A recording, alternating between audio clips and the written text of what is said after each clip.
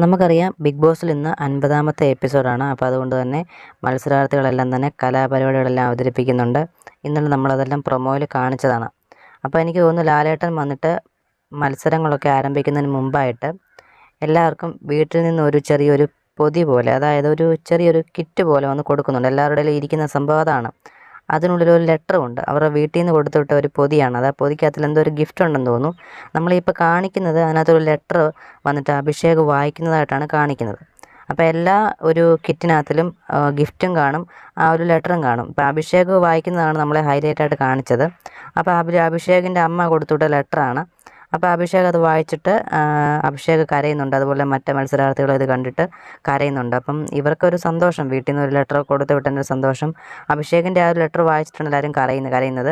അപ്പോൾ ഇനിയും ബാക്കിയുള്ള ഒരു ലെറ്റർ ഓരോരുത്തരായിട്ട് വന്നിട്ട് ആ പ്ലാസ്മ ടിവിയുടെ മുമ്പിൽ നിന്ന് വായിക്കും. അതാണ് ഇന്നത്തെ എപ്പിസോഡിൽ ആദ്യം. അതിനുശേഷമായിരിക്കും ആഘോഷങ്ങളൊക്കെ നടക്കുക.